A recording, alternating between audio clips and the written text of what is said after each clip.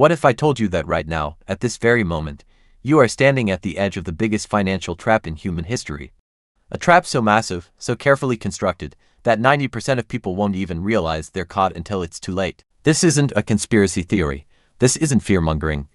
This is math, history, and cold hard data that Wall Street desperately doesn't want you to understand. In the last few years, something unprecedented has happened. Central banks, governments, and financial institutions have created economic conditions that have never existed before in the entire history of modern finance. By the end of this video, I'm going to show you exactly what this trap is, who said it, why they said it, and most importantly, how you can avoid becoming one of its victims. Let's start with a number that should genuinely terrify you. In the last 15 years, global debt has increased from $167 trillion to over $307 trillion. That is a staggering 84% increase. To put that in perspective, the entire global GDP, everything produced by every single country on Earth combined in a year, is only about $105 trillion. We have added significantly more debt than the entire world produces in value. During the 2020 and 2021 economic anomalies, governments printed more fiat currency than in the previous 10 years combined. The U.S. Federal Reserve's balance sheet went from $4 trillion to an astronomical $9 trillion in less than 24 months. They literally created $5 trillion out of thin air. And you know what happened immediately after? Nothing. No instant consequences. No sudden collapse. Instead, stock markets went up, people received stimulus checks, and everything seemed completely fine. And that is exactly how a structural trap works. It feels perfectly fine until the exact millisecond it doesn't. It is like standing on ice that is cracking beneath your feet. When governments and central banks print massive amounts of money, that money does not just vanish into space. It has to go somewhere, and where did it go? First, it went straight into asset prices. Stocks, real estate, cryptocurrency, anything scarce went absolutely vertical. The S&P 500 hit historic, all-time highs during a global pandemic when millions of people were actively unemployed. Housing prices in the U.S. increased by over 40% in just 3 years.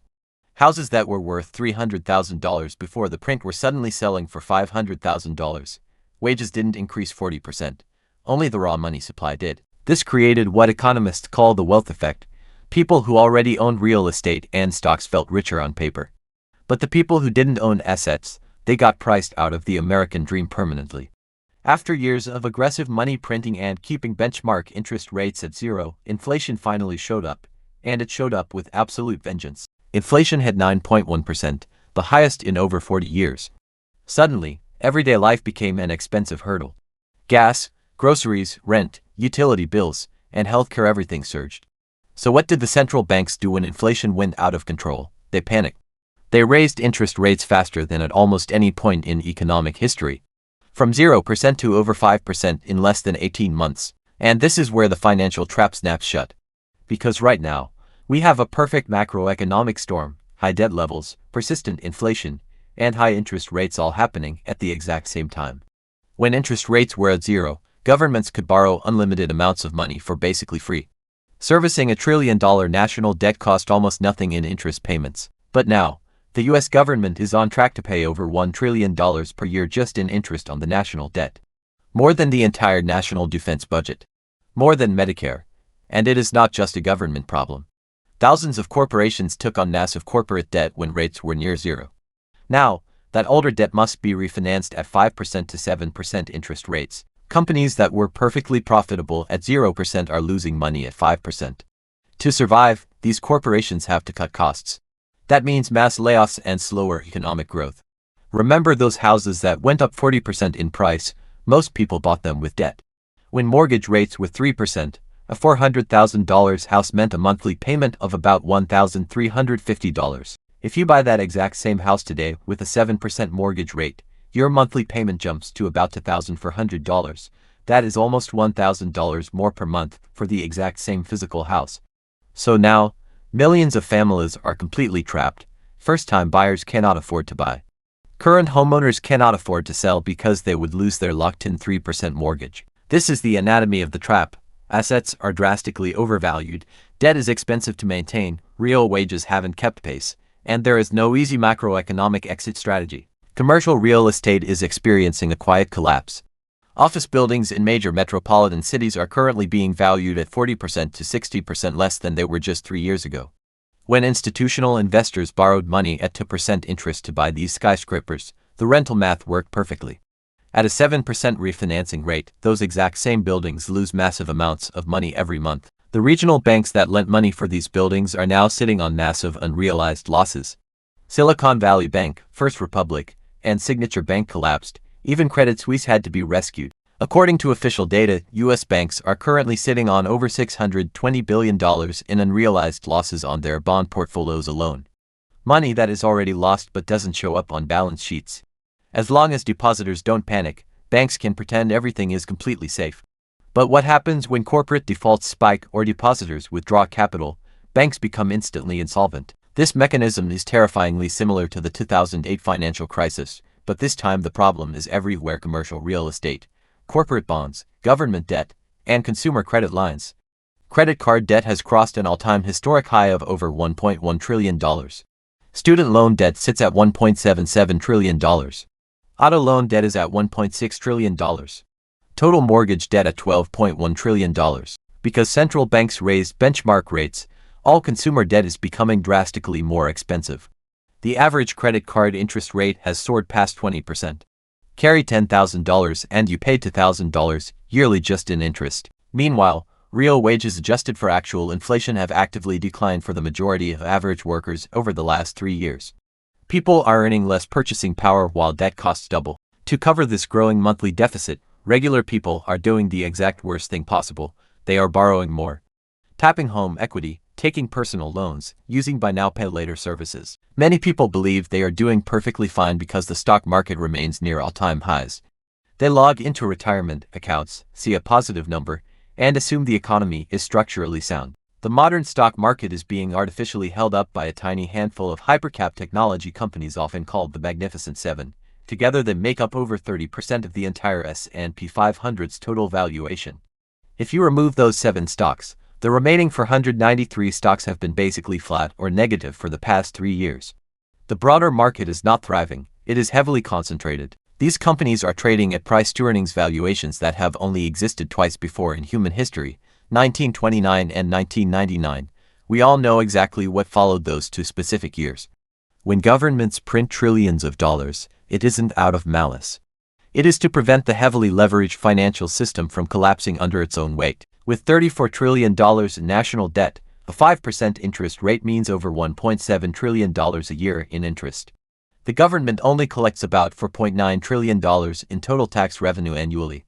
That means over 35% of every tax dollar goes to interest. If interest rates stay high to fight inflation, debt defaults will explode, more regional banks will fail, corporate layoffs will spike, and the real economy will enter severe recession.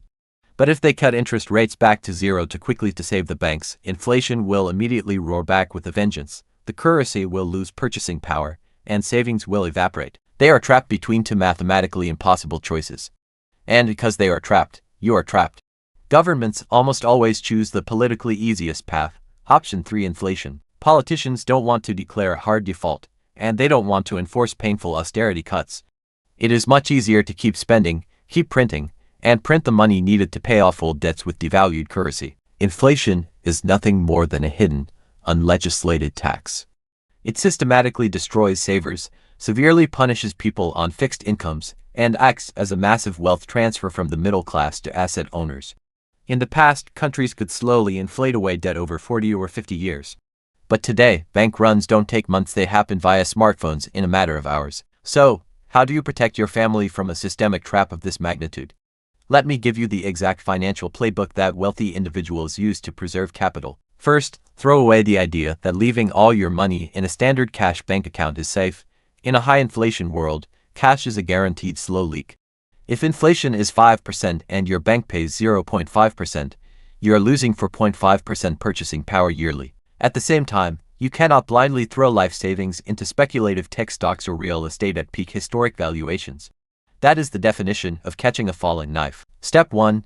Eliminate all high-interest consumer debt immediately. Paying off credit card debt at 20% or 24% is mathematically the single best investment you can ever make. Step 2. Build a deep liquid emergency fund. The current high-risk environment requires 6 to 12 months of expenses. Keep this in a high-yield savings account earning 4% to 5%. Step 3. Diversify across truly uncorrelated assets. 40% defensive equities, 20% short-duration bonds, 15% hard commodities including gold and silver, 10% real estate, 15% pure cash equivalents. Step 4. Prioritize cash-flowing assets over raw appreciation speculation. An asset that pays reliable monthly income is worth infinitely more than a speculative stock promising future growth in a structural crisis. Step 5. Aggressively optimize your savings rate. Your personal savings rate is the only financial variable on earth that you have 100% control over. Aim to save a minimum of 20% of take-home pay. Step 6. Build high-value human capital. The single most inflation-proof asset in existence is your personal earning power. Learn elite high-income skills: sales, engineering, problem-solving, healthcare trades. Step 7. Cultivate financial optionality. Avoid having just one corporate job, one source of income, or all assets in one banking institution. Diversify your geographic and professional footprint.